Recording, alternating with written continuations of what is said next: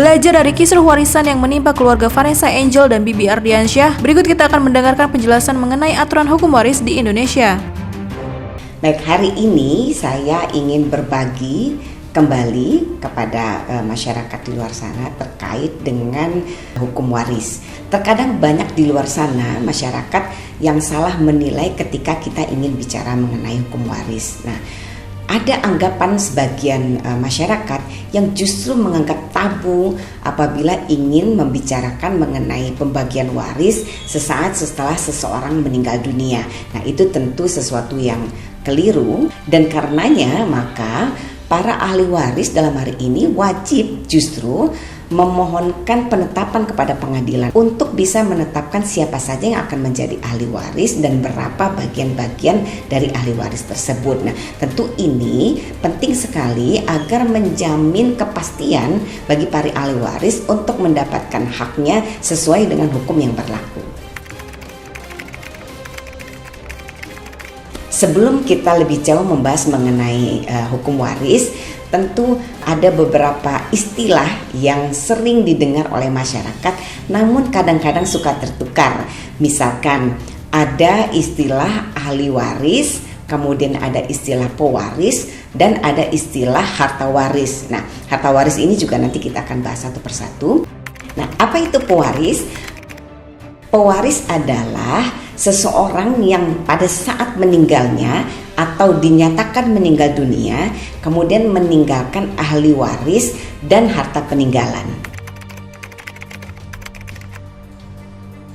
Sedangkan harta waris adalah harta yang ditinggalkan oleh seseorang yang meninggal dunia yang berupa harta bawaan ditambah dengan bagian dari harta bersama. Tentu harta waris ini sudah harus dikurangi dengan semua kewajiban-kewajiban atau hutang yang dimiliki oleh orang yang meninggal dunia. Jadi tidak semua harta peninggalan dari seseorang yang meninggal dunia dianggap sebagai harta waris, namun yang menjadi harta waris adalah harta peninggalan, yaitu tadi harta bawaan ditambah dengan harta bagian dari harta bersama, harus dikurangi terlebih dahulu dengan biaya pengurusan jenazah, kemudian penguburan, kemudian hutang piutang ataupun wasiat yang sudah disampaikan oleh si orang yang meninggal dunia ini. Sedangkan ahli waris adalah satu orang atau lebih yang memiliki hubungan darah atau hubungan perkawinan dengan pewaris dan tidak terhalang secara hukum sebagai ahli waris. Apa sih kategori seseorang dianggap terhalang secara hukum untuk menjadi ahli waris? Yakni orang atau beberapa orang yang sudah dinyatakan berdasarkan putusan pengadilan yang telah memiliki kekuatan hukum tetap, di mana seseorang ini dipersalahkan karena telah melakukan atau mencoba untuk melakukan pembunuhan terhadap para pewaris, atau dipersalahkan telah memfitnah pewaris seakan-akan pewaris telah melakukan suatu kejahatan. Di Indonesia ada dua jenis hukum yang mengatur mengenai hukum waris. Yang pertama adalah hukum Islam. Tentu ini berlaku bagi seluruh masyarakat Indonesia yang beragama Islam. Sedangkan bagi masyarakat yang tidak beragama Islam atau di luar agama Islam, maka yang berlaku adalah hukum waris berdasarkan Kitab Undang-Undang Hukum Perdata. Nah, yang akan kita bahas di awal ini adalah ketentuan waris berdasarkan kompilasi hukum Islam.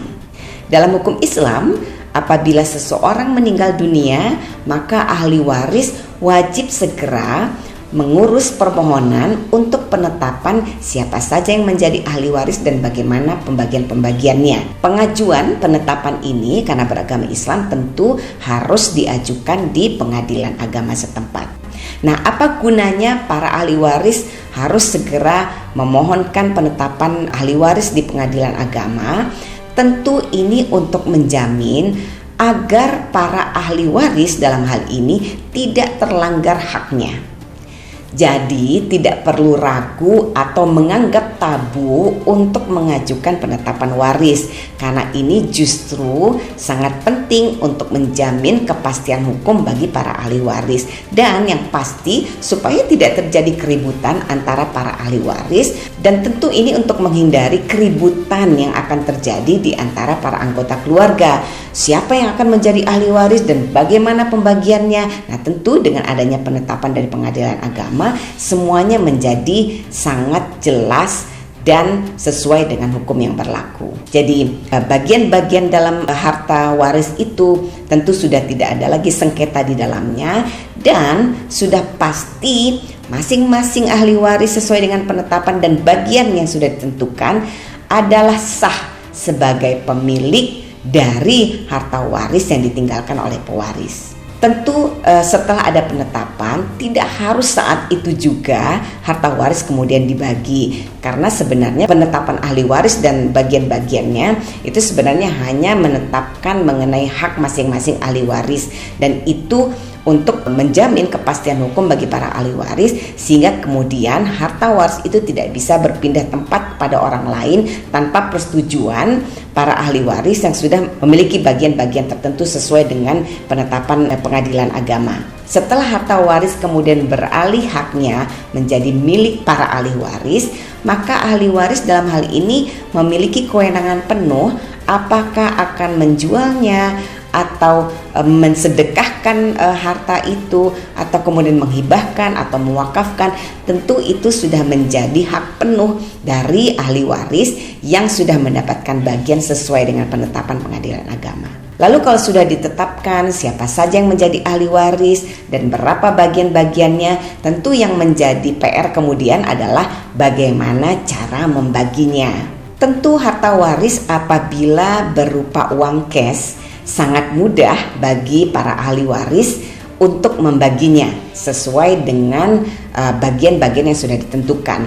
Namun bagaimana apabila harta itu berupa bangunan atau tanah yang tentu tidak mudah bagi para ahli waris untuk memotong-motong atau membagi-bagi sesuai dengan bagian yang sudah ditetapkan. Nah, disinilah dibutuhkan ya, sebagai orang muslim tentu dibutuhkan kebesaran hati atau kesucian hati dari setiap ahli waris untuk mau duduk bersama-sama bermusyawarah supaya mengambil jalan keluar bagaimana sih membagi harta waris yang berupa tanah atau bangunan.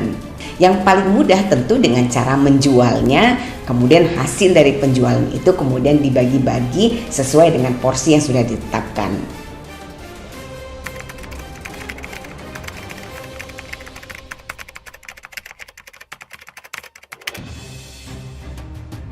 Jadi dalam hukum Islam dikenal yang namanya ashabul furud, yaitu mereka yang berhak menerima bagian waris secara mutlak atau tidak akan tertutup oleh siapapun. Nah, ashabul furud ini yang pertama adalah suami atau istri yang ditinggal mati oleh istri atau suami, yang biasa kita kenal dengan janda atau duda dari yang meninggal dunia.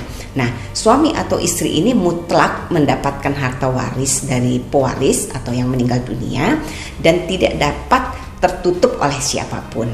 Nah, yang kedua yang masuk dalam ashabul furud adalah anak kandung, baik laki maupun perempuan. Jadi kalau seorang meninggal dunia dan memiliki anak kandung, baik laki-laki maupun perempuan, maka itu merupakan golongan ashabul furud. Ashabul furud berikutnya adalah ayah dan ibu kandung. Jadi ayah dan ibu kandung itu bila masih ada tidak dapat tertutup oleh ahli waris yang lainnya, dan itu mutlak mendapatkan bagian dalam ahli waris. Jadi ashabul furud dalam hukum waris, yang ke atas adalah orang tua, kemudian yang menyamping adalah suami atau istri atau biasa kita kenal janda atau duda, dan ke bawah adalah anak. Jadi tiga itu yang mutlak mendapatkan waris dan tidak tertutup oleh pihak manapun. Lalu bagaimana jika yang meninggal dunia ternyata tidak memiliki anak kandung?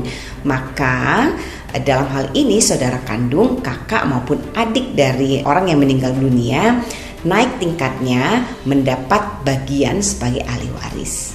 Nah, lalu bagaimana pembagian waris berdasarkan golongan yang tadi sudah saya sampaikan? Apabila seorang meninggal dunia hanya meninggalkan seorang anak perempuan, maka anak perempuan tersebut mendapatkan setengah bagian dari harta waris.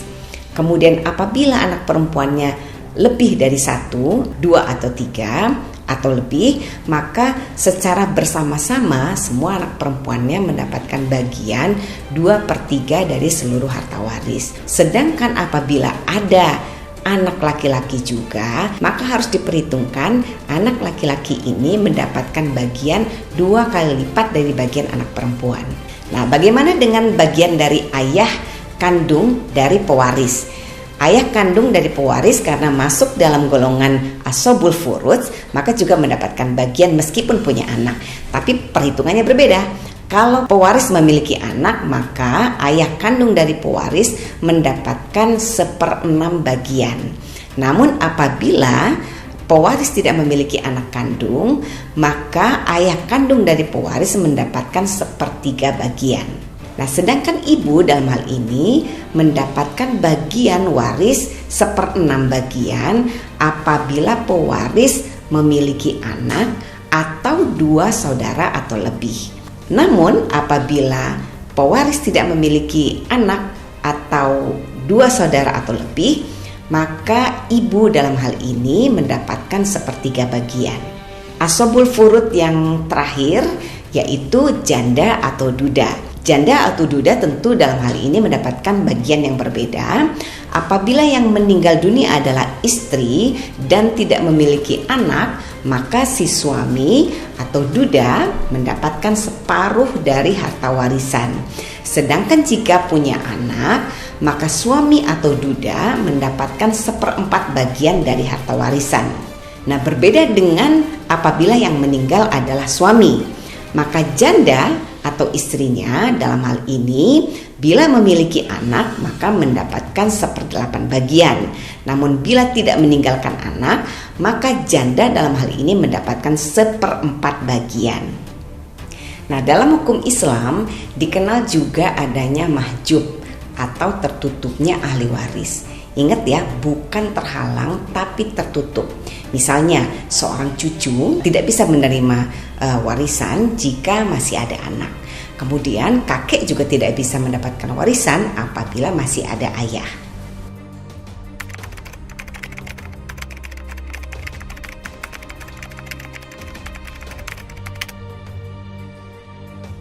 Nah, ada pertanyaan yang sering kali diajukan kepada kami terkait dengan bagaimana apabila yang meninggal dunia seorang suami yang kemudian meninggalkan istri lebih dari 1. Nah, ini tentu perhitungannya sama seperti ketentuan hukum waris yang ada dalam hukum Islam, namun pembagiannya tentu ini harus dibagi sesuai dengan porsi berapa istri yang ada. Jadi kalau suami meninggal dunia kemudian meninggalkan istri lebih dari 1, 2, 3 atau 4, maka kalau punya anak tetap bagian istri itu adalah 1/8. Nah, 1/8 ini yang kemudian dibagi rata untuk total istri yang ada. Kalau 2 maka dibagi 2, kemudian kalau 3 atau 4 maka dibagi 3 atau 4 dari 1/8 bagian istri sesuai dengan hukum waris. Terkait dengan bagian anaknya pun sama. Jadi bagian anaknya sesuai dengan ketentuan hukum waris itu yang kemudian dibagi kepada seluruh anaknya, apakah itu anak yang dari istri pertama, istri kedua, istri ketiga atau istri keempat, semuanya selama bisa dibuktikan itu adalah anak yang lahir dalam perkawinan yang sah dan itu adalah anak kandung, maka memiliki hak waris yang sama. Tentu pembagiannya tetap memperhatikan ketentuan anak laki-laki diberi bagian 2 kali lipat lebih besar dari anak perempuan. Kemudian ada pertanyaan lagi, bagaimana jika ada harta waris yang ternyata sudah dijual oleh seorang ahli waris dan tidak diketahui atau disetujui oleh ahli waris yang lainnya? Maka apabila itu merupakan bagian dari ahli waris yang lainnya, maka ahli waris lainnya juga harus mendapatkan kompensasi dari penjualan tersebut. Namun apabila kemudian ternyata ahli waris yang sudah menjual harta waris yang ternyata di dalamnya ada bagian dari ahli waris yang lain tanpa sepengetahuan atau persetujuan ahli waris yang lain, maka apabila kompensasi tidak bisa diberikan, maka ahli waris yang lain tersebut dapat menggugat secara perdata atau bahkan menuntut secara pidana. Nah, apabila ada sengketa, tentu masalah waris ini tidak diselesaikan di pengadilan agama, karena sesungguhnya pengadilan agama hanya menetapkan siapa yang menjadi ahli waris dan bagian-bagiannya. Terkait dengan sengketa waris, maka yang berhak memutuskan adalah pengadilan negeri setempat. Lalu kemudian ada pertanyaan lagi, bagaimana jika anak yang mendapatkan harta waris ternyata masih di bawah umur? Tentu anak yang di bawah umur tidak terhalang untuk mendapatkan haknya sebagai ahli waris. Nah, sekarang bagaimana sih anak ini kemudian memperjuangkan atau menjaga hartanya terkait dengan pembagian waris? Apabila ada sengketa, maka anak tersebut dapat diwakili oleh walinya. Kemudian apabila tidak ada sengketa, maka kepengurusannya pun diserahkan kepada walinya.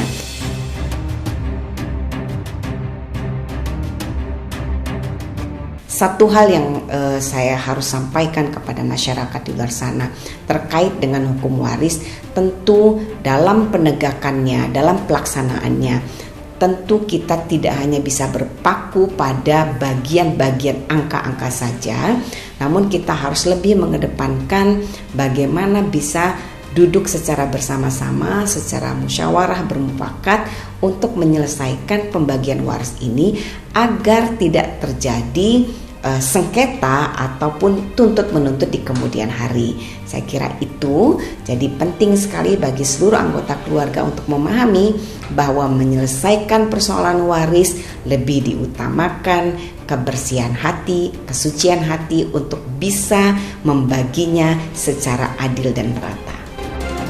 Well, itu tadi penjelasan tentang hukum waris. Semoga informasi dalam video ini dapat menambah pengetahuan dan wawasan kalian. Terima kasih telah menonton, share video ini jika membantu, dan jangan lupa untuk komen, like, dan subscribe.